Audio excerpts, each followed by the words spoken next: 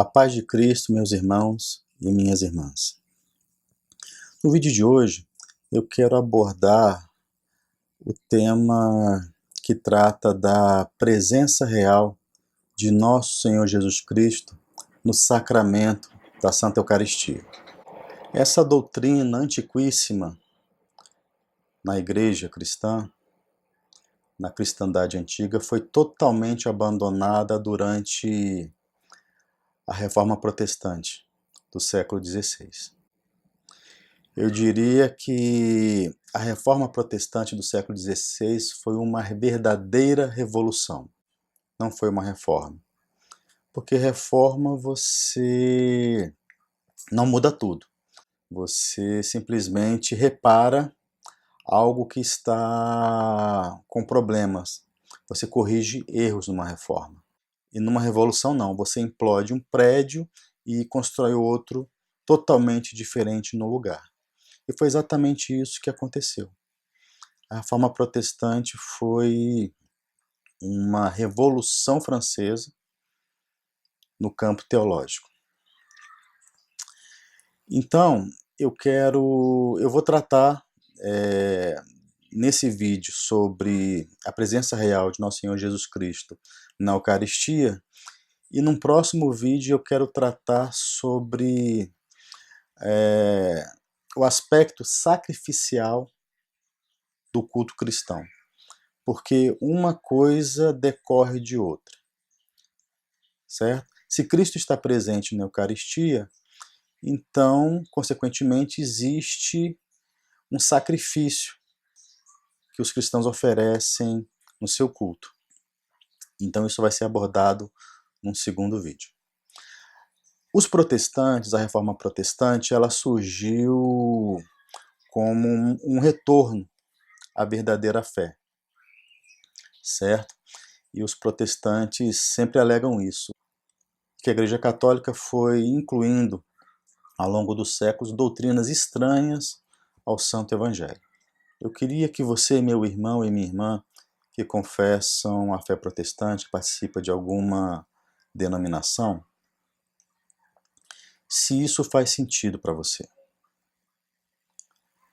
Bem, segundo esse pressuposto de que a reforma veio trazer a pureza que foi abandonada supostamente pela Igreja Católica lá atrás, significa o seguinte: que os cristãos, durante 1600 anos, ficaram em total obscuridade.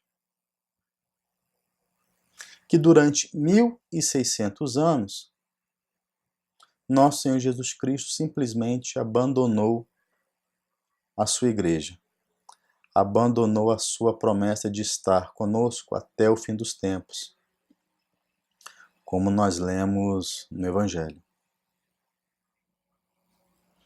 Então, que só os cristãos do século XVI é que tiveram acesso à doutrina correta, porque durante 1600 anos a igreja escondeu o que era verdade. Isso faz algum sentido? Pense aí.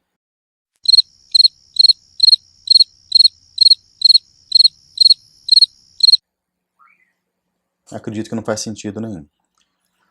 Alguns dizem ainda que a igreja ela permaneceu fiel ao Evangelho até o século III, e quando Constantino tornou a fé católica como a fé oficial do Império, aí começaram a haver essas inclusões estranhas, supostamente. Será que isso é verdade? Não! Então, para averiguar esse tema, com toda a seriedade que ele merece, precisamos voltar às origens da nossa fé. Precisamos verificar se existe algum testemunho antigo que trate desse assunto, certo? Assim. Bem, eu separei aqui para vocês alguns testemunhos primitivos sobre o tema que nós estamos abordando hoje, que é a presença real de Cristo na Eucaristia. Para quem não sabe, existe um conjunto de escritos dos primeiros cristãos conhecidos como os pais da igreja, porque eles foram quem cuidaram da igreja após a morte dos apóstolos. Os apóstolos saíram pelo mundo inteiro conhecido, pregando o evangelho, seguindo o mandato de nosso Senhor Jesus Cristo, que era ensinai a todas as gentes, pregando o evangelho em nome do Pai, do Filho e do Espírito Santo. E onde eles iam passando, eles instituíam a igreja naqueles locais, deixando ali bispos, presbíteros e diáconos. Assim. Então existe uma literatura riquíssima desses pais da igreja. E esse período em que eles cuidaram da igreja, esses pais da igreja cuidaram da igreja, tecnicamente nós chamamos de o período patrístico, que vai do 1º século ao 8º século. E através desses escritos que nós podemos averiguar se houve alguma alteração na doutrina cristã ao longo do tempo e no que eles criam. Eu separei aqui, como eu disse, alguns testemunhos primitivos sobre o que os primeiros cristãos pensavam sobre a presença real de Cristo na Eucaristia. O primeiro deles, que eu vou ler aqui, são extraídos da carta de Santo Inácio de Antioquia. Santo Inácio foi bispo de Antioquia e foi discípulo pessoal de Pedro e de Paulo. Santo Inácio foi martirizado pela sua fé, foi comido pelos leões no Coliseu Romano e conheceu São Pedro e São Paulo. Olha só o que ele fala sobre a presença de Cristo na Eucaristia. Não me agradam comida passageira, nem prazeres desta vida. Quero o pão de Deus, que é a carne de Cristo, da descendência de Davi, e como bebida, quero o sangue dele, que é amor incorruptível. Apartai-vos das ervas daninhas que Jesus Cristo não cultiva, por não serem plantação do Pai. Não que tenha encontrado em vosso meio discórdias, pelo contrário, encontrei um povo purificado. Na verdade, os que são propriedade de Deus e de Jesus Cristo estão com o bispo, e todos os que se converterem e voltarem à unidade da igreja pertencerão também a Deus, para terem uma vida segundo Jesus Cristo. Não vos deixeis iludir, meus irmãos. Se alguém se guiar um cismático, não herdará o reino de Deus. Se alguém se guiar por doutrina alheia, não se conforma com a paixão de Cristo.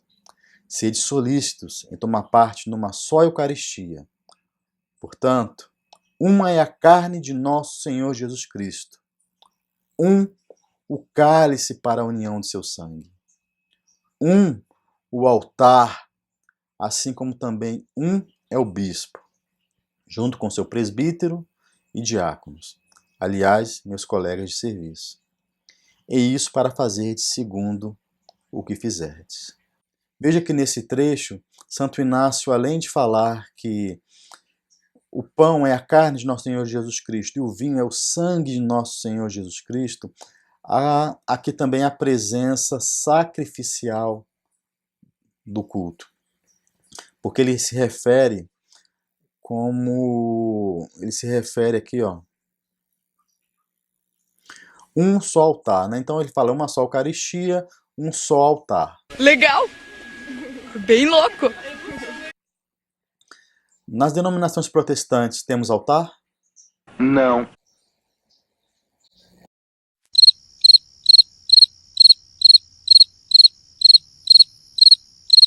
Exceto no luteranismo. Os luteranos ainda preservaram alguma espécie de altar. Mais ou menos. Calvino, a partir de Calvino, o altar já foi totalmente abolido. Vamos dar continuidade.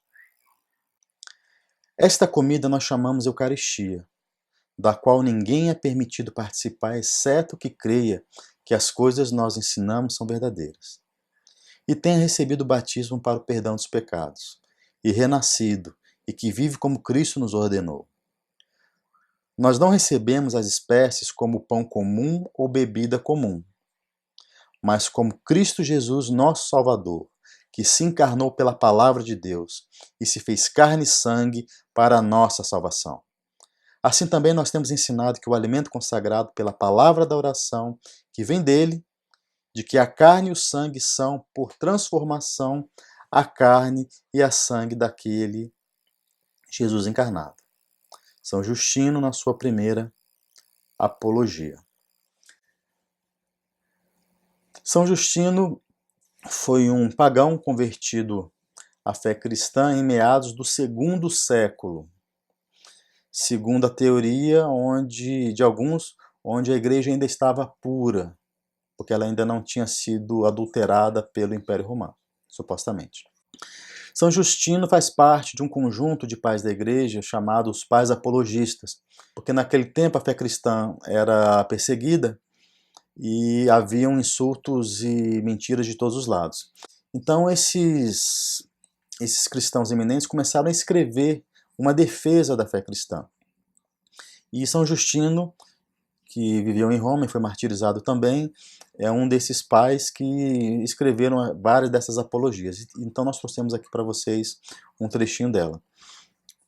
Como se observa, ele também fala com toda clareza que na Eucaristia estão presentes realmente, sem representação nenhuma, o corpo e o sangue de nosso Senhor Jesus Cristo. Assim.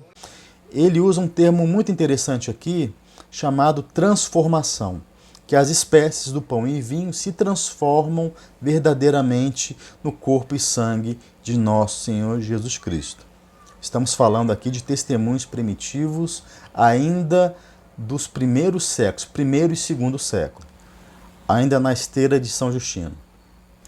Deus tem, portanto, anunciado que todos os sacrifícios oferecidos em seu nome, por Jesus Cristo, que está na Eucaristia do pão e do cálice, são oferecidos por nós cristãos em toda parte do mundo e são agradáveis a Ele. E aqui ele fala também que a Eucaristia é um sacrifício que é oferecido, mas esse tema eu vou abordar em outro vídeo.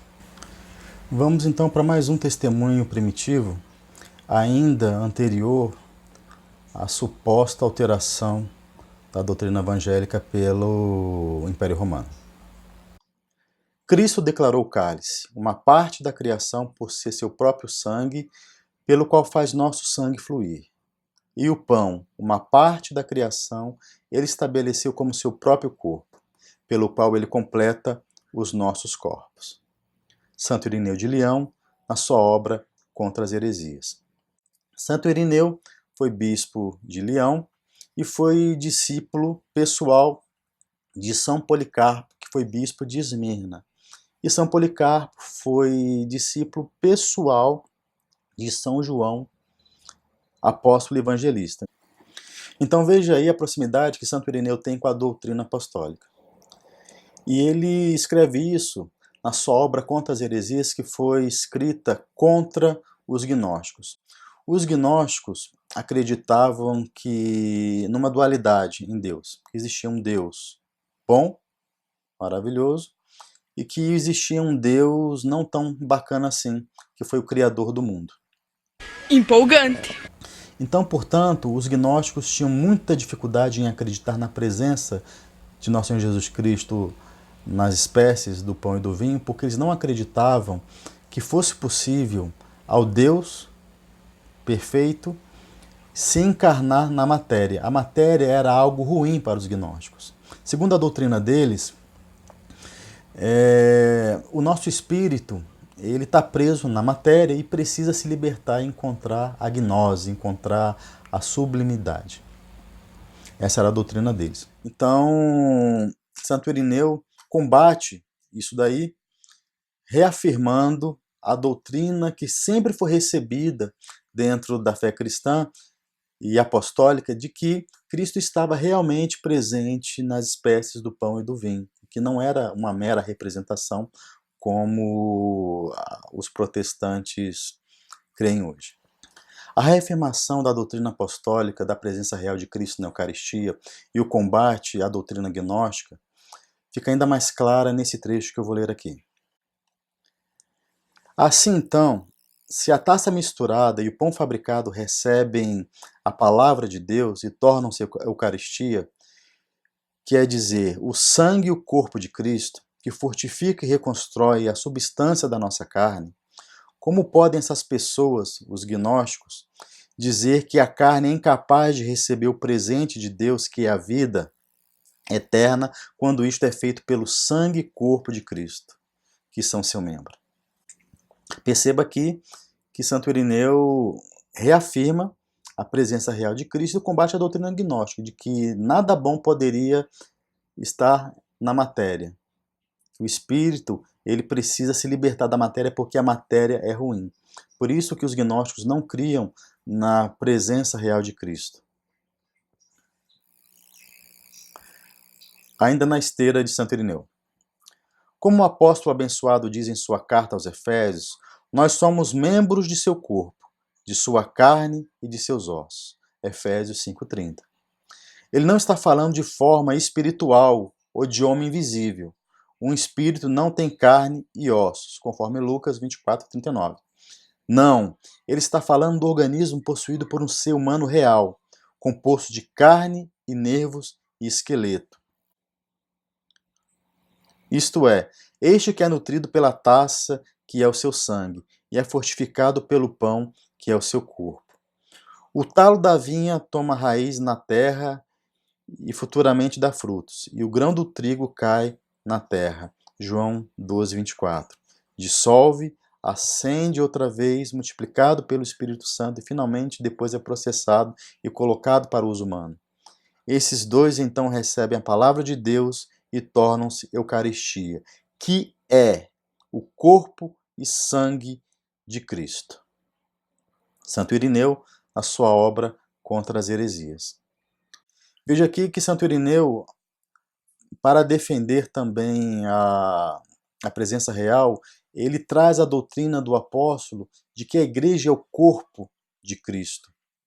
Cristo ressuscitou no seu corpo material, que depois da ressurreição tornou-se um corpo glorificado. Todos nós cremos que Cristo está no céu, no seu corpo glorificado, que ele tem carne, que ele tem sangue. Então estamos unidos a ele, na sua carne e no seu corpo e no seu sangue, conforme a doutrina do apóstolo. Por isso que o apóstolo fala que a igreja é o corpo de Cristo. Porque Cristo tem um corpo real. Cristo não é só espírito, Cristo é realidade visível e tocável. Ainda na esteira de Santo Irineu, vamos lá. Somente como o pão que vem da terra, tendo recebido a invocação de Deus, não é mais pão comum, mas Eucaristia, consistindo de duas realidades, divina e terrestre. Assim, nossos corpos, tendo recebido a Eucaristia, não mais corruptíveis, porque eles têm a esperança da ressurreição. Santo Irineu de Leão, na sua obra Contra as Heresias, novamente. Note você que até o presente momento eu estou reunindo só testemunhos primitivos que são anteriores ao século IV. Perfeito? Assim.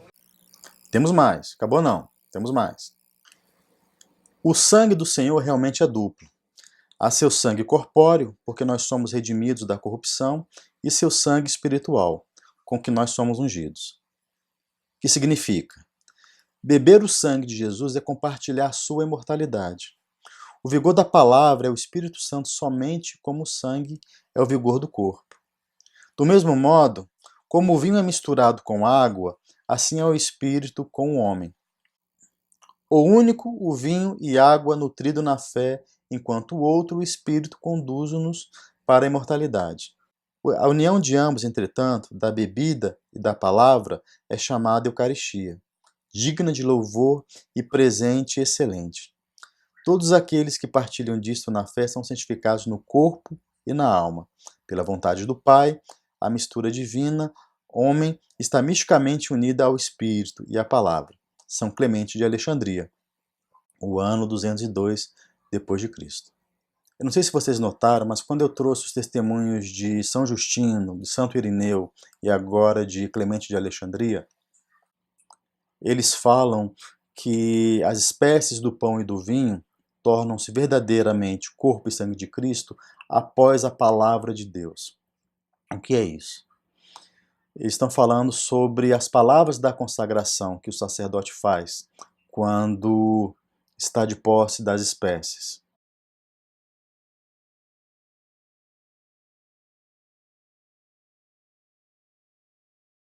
Que ocorre até hoje, até o presente momento, em toda a missa católica. Assim. Seja da Igreja Católica Latina, ou seja das igrejas católicas orientais ortodoxas.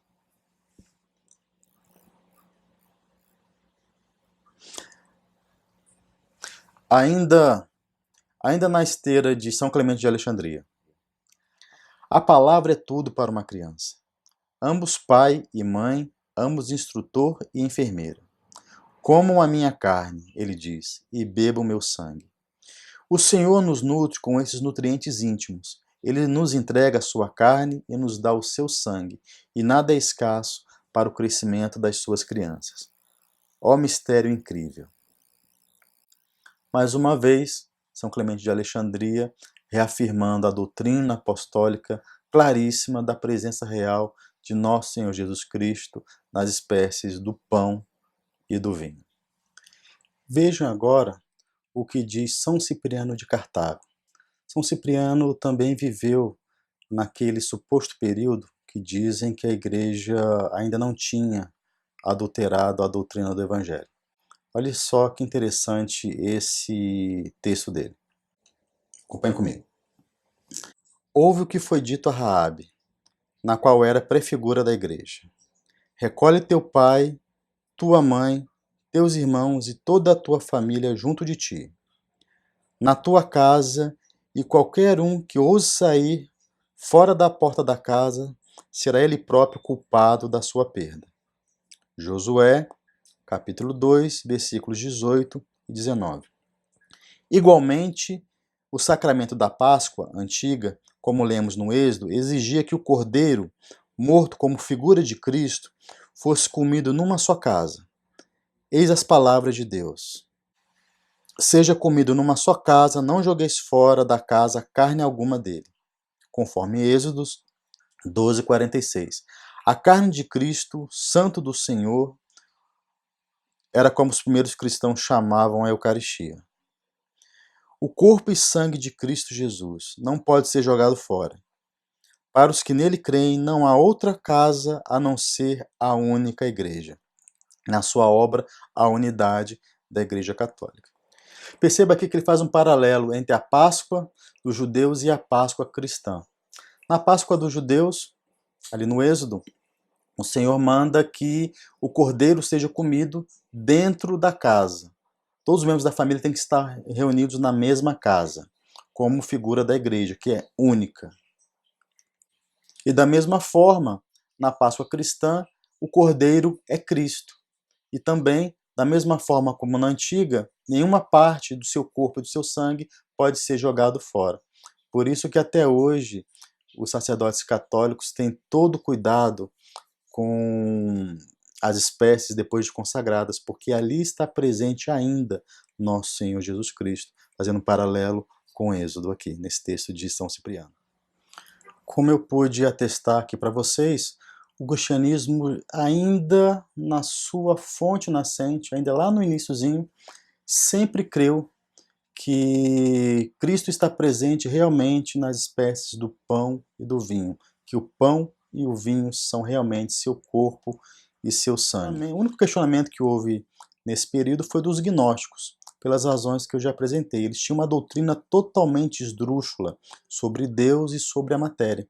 Por isso que eles não acreditavam que Deus, sendo perfeito, poderia se encarnar na carne. Inclusive, eles negavam até mesmo a ressurreição de Cristo. Mas isso não é o tema do nosso vídeo, certo? Combatida a heresia gnóstica que apareceu ali no início do primeiro século e foi até o finalzinho do segundo século, combatida brilhantemente por Santo Irineu de Leão na sua obra Contra as Heresias, houve uma paz sobre esse assunto na igreja e na cristandade até a Reforma Protestante. Perceba que a presença real de Nosso Senhor Jesus Cristo em corpo e sangue nas espécies do pão e do vinho, na Eucaristia, era crida há muito tempo na igreja, desde os tempos apostólicos. Não foi uma invenção tardia em função da igreja ter se tornado uma religião oficial do Império Romano, como muitos acusam. Veja que eu trouxe aqui vários testemunhos primitivos anteriores ainda a Constantino e anteriores ao Edito de Milão, que é do século IV. Assim. Depois que a heresia gnóstica assumiu da cristandade, houve uma paz na igreja sobre esse assunto, certo? E esse assunto voltou a ser novamente questionado somente na Reforma Protestante. Mas ainda assim, Lutero conservou grande parte da doutrina evangélica. Agora, será mesmo que a presença real de Cristo na Eucaristia não tem amparo bíblico, como dizem muitos? Vamos ver. Selecionei aqui alguns trechos do Santo Evangelho que nós vamos analisar sobre esse tema. Eu vou começar com o Evangelho de João. Nossos pais comeram maná no deserto, como está escrito: do céu deles pão a comer. Respondeu-lhes Jesus: em verdade vos digo, não foi Moisés que vos deu o pão do céu, mas meu Pai que vos dá o verdadeiro pão do céu. Porque o pão de Deus é aquele que desce do céu e dá vida ao mundo. Disseram-lhe, pois, Senhor, dai-nos sempre desse pão. Declarou-lhes Jesus: eu sou o pão da vida. Aquele que vem a mim, de modo algum terá fome, e quem crê em mim jamais terá sede. Mas, como já vos disse, vós me tendes visto, contudo, não credes. João 6, 31, 36. Aqui Jesus começa a introduzir a doutrina de que ele é o pão que desce do céu, que ele é o pão da vida. Lembram que Justino, Clemente e outros disseram que após a palavra de Deus há a transformação das espécies? Essa é a doutrina católica, de que Cristo do céu se transforma nas espécies do pão e do vinho. Que ele é o pão da vida, ele é o pão que desceu do céu. Isso está aqui no Evangelho. Assim. Vamos continuar, na esteira de São João. Murmuravam, pois, dele os judeus, porque dissera: eu sou o pão que desceu do céu. E perguntavam: não é Jesus o filho de José, cujo pai e a mãe nós conhecemos? Como, pois, disse agora, desci do céu? Ainda, este é o pão que desce do céu, para que o que dele comer não morra. Eu sou o pão vivo que desceu do céu. Se alguém comer deste pão, viverá para sempre. E o pão que eu darei pela vida ao mundo é a minha carne. Disputavam, pois, os judeus entre si, dizendo: como pode este dar-nos a sua carne a comer? Disse-lhe Jesus: em verdade vos digo, este é o pão que desce do céu, para que o que dele comer não morra. Eu sou o pão vivo que desceu do céu. Se alguém comer deste pão, viverá para sempre. E o pão que eu darei pela vida ao mundo é a minha carne. Ele não diz que representa, ele diz que é a carne dele. Disputavam, pois, os judeus entre si, dizendo: como pode este dar-nos a sua carne a comer? Disseram-lhe Jesus: em verdade vos digo, se não comerdes a carne do Filho do Homem e não beberdes o seu sangue, não tereis vida em vós mesmos. Quem come a minha carne e bebe o meu sangue tem a vida eterna. E eu o ressuscitarei no último dia, porque a minha carne verdadeiramente é comida, e o meu sangue verdadeiramente é bebida. Quem come a minha carne e bebe meu sangue permanece em mim e eu nele. Assim como o Pai, que vive, me enviou, e eu vivo pelo Pai, assim quem de mim se alimenta também viverá por mim. Este é o pão que desceu do céu, não é como o caso dos vossos pais que comeram maná e morreram. Quem comer deste pão viverá para sempre. Evangelho de São João, capítulo 6, versículos 50 e 58.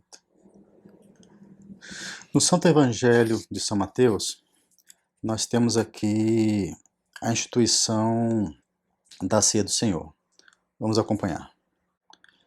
Evangelho de Mateus, capítulo 26, versículo 26. Durante a ceia, tomou Jesus um pão, pronunciou a fórmula da bênção, partiu e, dando-o aos seus discípulos, disse: Tomai e comei. Isto é o meu corpo. Tomou depois um cálice, deu graças, passando-lhe disse: Bebei todos dele, porque isto é o meu sangue, do testamento, derramado por muitos em remissão dos pecados. Mateus, capítulo 26, versículo 26 a 29. Aqui nós temos Jesus Cristo diz claramente, com todas as letras garrafais, que o pão é o seu corpo e que o cálice é o seu sangue. Não diz que representa. E diz ainda que está sendo oferecido para a remissão dos pecados. Naquele trecho que eu li anteriormente em João 6, versículos 50 a 58, no iniciozinho, Jesus fala o seguinte, eu vou voltar um pouquinho porque é interessante o paralelo entre esses dois textos. Jesus fala lá, né? Este é o pão que desce do céu, para que o que dele comer não morra. Eu sou o pão vivo que desceu do céu. Se alguém comer deste pão, viverá para sempre. E o pão que eu darei pela vida do mundo é a minha carne. Percebam aqui o paralelo que há entre o texto de João 6 e Mateus 26 a 29. Em João 6, nosso Senhor Jesus Cristo ainda não tinha instituído a Santa Ceia, mas ele vinha já introduzindo, nesse tempo, essa doutrina de que ele é o pão da vida, que seria entregue para a remissão dos nossos pecados. Conforme ele diz aqui, ó, o pão que eu darei pela vida do mundo é a minha carne. E aqui em Mateus ele fala que o pão é a carne dele e que está sendo entregue para a remissão dos pecados. O mesmo texto evangélico se encontra também em Marcos 14, 22 a 25, em Lucas 22, 15 e 20. Certo? Será que os apóstolos entenderam errado essa doutrina de Cristo, da sua presença real na Eucaristia? Vamos ver o que diz o apóstolo Paulo. O cálice de bênção que benzemos não é a comunhão do sangue de Cristo? E o pão que partimos não é a comunhão do corpo de Cristo? 1 Coríntios, capítulo 10, versículo 14. Novamente, ele não disse que representa, ele disse que é. É sim. Mas há ainda um trecho nessa sua carta que é ainda mais claro ainda. Acompanhe. Eu recebi do Senhor o que vos transmiti, que o Senhor Jesus, na noite que foi traído, tomou o pão, depois de ter dado graças, partiu e disse: Isto é o meu corpo, que é entregue por vós. Fazei isto em memória de mim. Do mesmo modo, depois de haver ceado, tomou também o cálice, dizendo: Este é o cálice da nova aliança do meu sangue. Todas as vezes que beberdes, fazei-o em memória de mim. Assim, todas as vezes que comei deste pão e bebeis desse cálice, lembrais da morte do Senhor, até que ele venha. Portanto, todo aquele que comer o pão ou beber o cálice do Senhor indignamente será culpável do corpo e do sangue do Senhor. E cada um se examine a si mesmo, e assim coma deste pão e beba deste cálice. Aquele que come e bebe sem distinguir o corpo do Senhor, come e bebe a sua própria condenação. Primeira carta aos Coríntios, capítulo 11, versículos 23 a 29. Aqui o apóstolo Paulo repete mais uma vez a instituição da ceia, reafirma a presença real de Cristo na Eucaristia. Ainda dá um alerta. Cristo é tão presente na Eucaristia, realmente no seu sangue e no seu corpo, que quem toma a Eucaristia indignamente comete um grande pecado. Ora, não haveria nenhum sentido se fosse uma mera representação. Que grande pecado nós estaríamos cometendo se fossem só meras espécies do pão e do vinho. Certo? Então, como nós vimos aqui, também no Evangelho não há nada contrário à doutrina da Eucaristia, que sempre foi ensinada dentro da fé católica e que foi questionada posteriormente pelos protestantes. Tardiamente, diga-se de passagem, lá no século XVI. Tivemos então um período de paz entre o início do segundo século e ali no iníciozinho do século XVI isso foi novamente questionado. Então os cristãos do mundo inteiro nesse período todo estiveram enganados?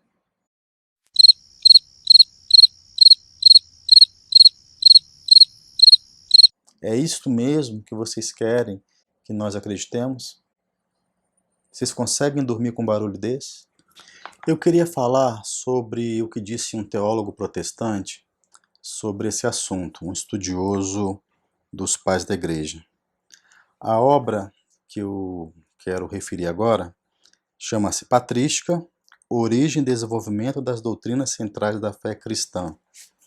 O autor é John Norman Davidson Kelly, que faleceu em 1997.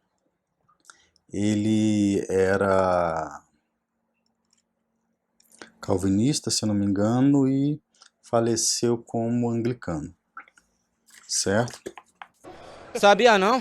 A obra é essa aqui, da editora Vida Nova. Certo? Vamos lá. Então, lembrando, esse livro não é católico.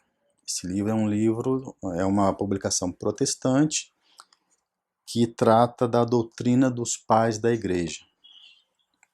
E ele vem falando sobre vários assuntos e tal. E lá pelo capítulo 16, na página 320, ele fala sobre a doutrina dos sacramentos. Como que os pais da igreja viam a doutrina dos sacramentos. É importante eu falar disso para nós chegarmos lá ao tema da Eucaristia, porque depois daqui ele vai falando sobre os diversos sacramentos, né? Então ele fala aqui o seguinte: segundo Teodoro de Mopsuestia, cada sacramento é a indicação por meio de sinais e símbolos de realidades invisíveis e inefáveis. Enquanto Pseudo-Dionísio, que viveu no final do V século, afirmava que os ritos sensíveis são representações de coisas inteligíveis às quais nos conduzem e nos levam. Assim também Ambrósio faz distinção entre o ritual externo e a graça ou a presença invisível. Então veja que ele,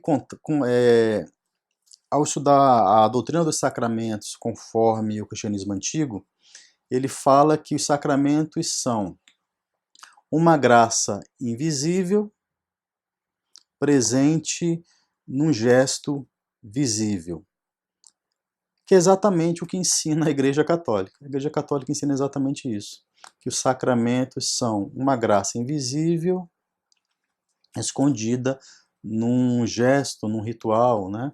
Numa ação visível. Sabia não?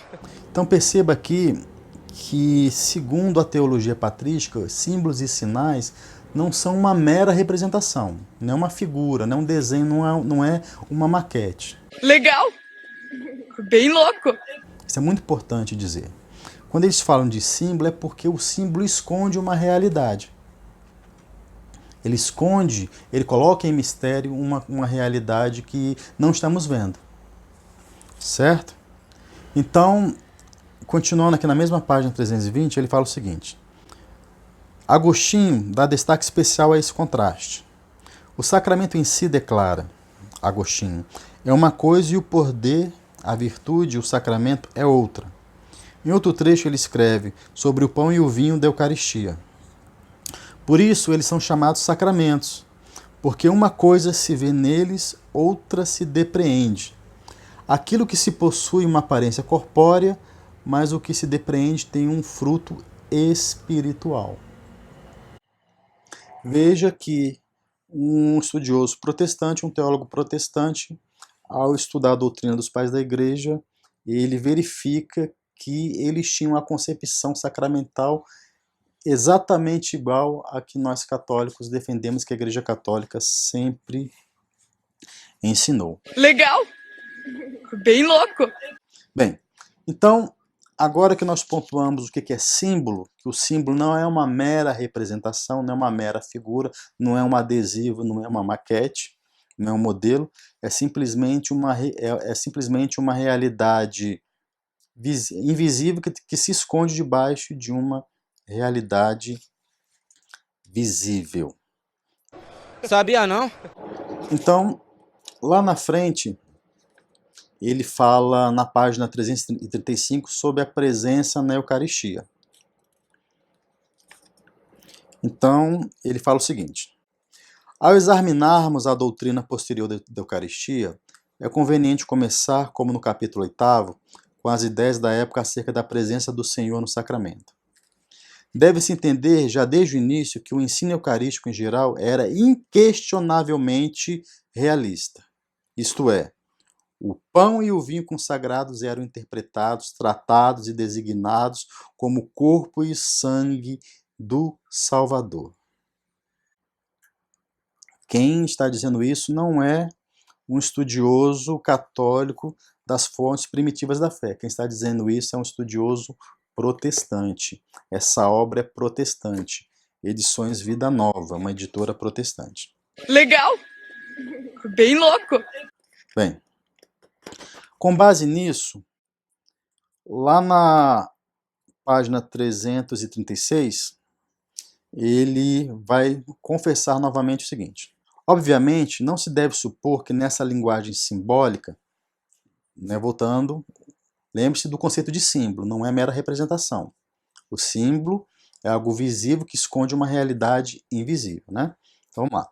Obviamente, não se deve supor que essa linguagem simbólica deixasse implícito que o pão e o vinho eram considerados meros indicadores ou indícios de realidades ausentes.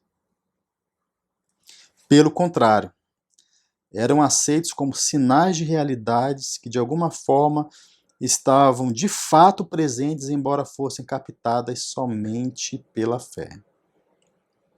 É isso que ele diz sobre o que os pais da igreja falam sobre a Eucaristia. Então, percebam, um historiador protestante, uma obra protestante, confessa com todas as letras que a igreja antiga, os pais da igreja, sempre acreditaram na presença real de nosso Senhor Jesus Cristo na Eucaristia. Legal! Bem louco! O pai da Reforma também cria na presença real de nosso Senhor Jesus Cristo na Eucaristia. Porém, ele cria de uma forma particular. Para ele, Cristo só estava presente ali nas espécies eucarísticas apenas no ato da consagração e durante o culto. Depois disso, voltavam a ser pão e vinho. Essa é a diferença. Tanto que a denominação luterana é a única denominação protestante onde se tem um altar em suas igrejas. Sabia não? Percebam isso. Calvino e os reformadores que vieram depois disso já negavam totalmente essa presença real. Por isso que em suas igrejas, em suas denominações, não há altar. Porque já que não há presença real de Cristo na Eucaristia, não há sacrifício, então uma coisa decorre de outra. Mas olha só o que Lutero falava sobre isso. Eu queria que alguém fosse assaz hábil para persuadir-me de que na Eucaristia não se contém senão pão e vinho. Esse me prestaria um grande serviço. Eu tenho trabalhado nessa questão a suar, porém confesso que estou encadeado. Eu não vejo nenhum meio de sair daí. O texto do Evangelho é claro demais. Veja, Lutero confessa que o texto do Evangelho é claro demais e que ninguém conseguiria tirar dele essa ideia de que Cristo não estava presente ali em corpo e sangue. Realmente. Ainda mais palavras de Lutero. As palavras e gestos de Cristo na instituição da Eucaristia estão no coração da celebração. A refeição é o sacramento do corpo e do sangue de Cristo. O sacramento da sua presença real. Palavras de Lutero. Presença real. Cristo cumpre de modos múltiplos a sua promessa de estar com seus para sempre, até o fim do mundo. Mas o modo da presença de Cristo na Eucaristia é único. Jesus disse sobre o pão e o vinho da Eucaristia: isto é o meu corpo, isto é o meu sangue. O que Cristo disse é verdade e cumpre-se todas as vezes que a Eucaristia é celebrada. A Igreja confessa a presença real, viva e ativa de Cristo na Eucaristia. Ainda que a presença real de Cristo na Eucaristia não dependa da fé dos indivíduos, todos estão de acordo para dizer que o discernimento do corpo e do sangue de Cristo exige a fé. Que coisa, não? Legal! Bem louco! São as palavras do reformador. São as palavras do pai da reforma. Sabia não? Bem, eu vou encerrar por aqui.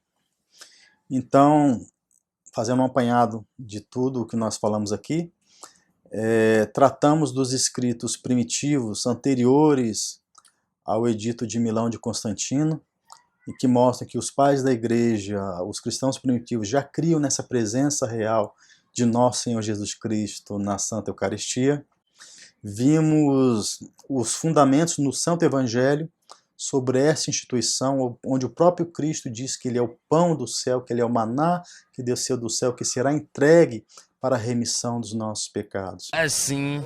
Isso é novamente repetido por São Paulo na sua primeira carta aos Coríntios, no capítulo 10 e no capítulo 11, que eu li para vocês.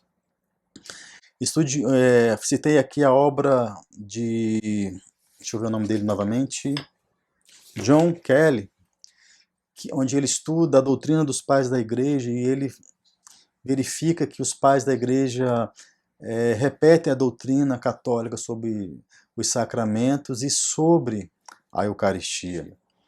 E aqui o pai da reforma, como nós vimos, não abandonou totalmente a doutrina de nosso Senhor Jesus Cristo presente na Eucaristia. Para ele, Cristo só está presente nas espécies ali na consagração. Depois disso, não existe mais a presença dele.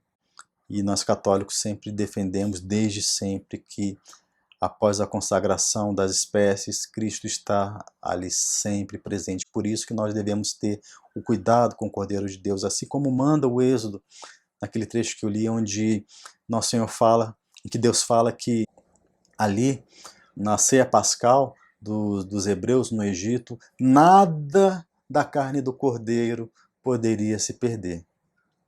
Ora, se há uma presença real de Cristo na Eucaristia, como nós atestamos que há, isso decorre o quê? Que o culto cristão é um sacrifício. O sacrifício do Cordeiro imolado, o Cordeiro perfeito. Então, no próximo vídeo nós vamos abordar essa questão do sacrifício do culto. Que o culto cristão verdadeiro, ele é um sacrifício, porque Cristo está novamente presente na Eucaristia, está realmente presente na Eucaristia e é oferecido a Deus como sacrifício perfeito. Até lá. Muito obrigado.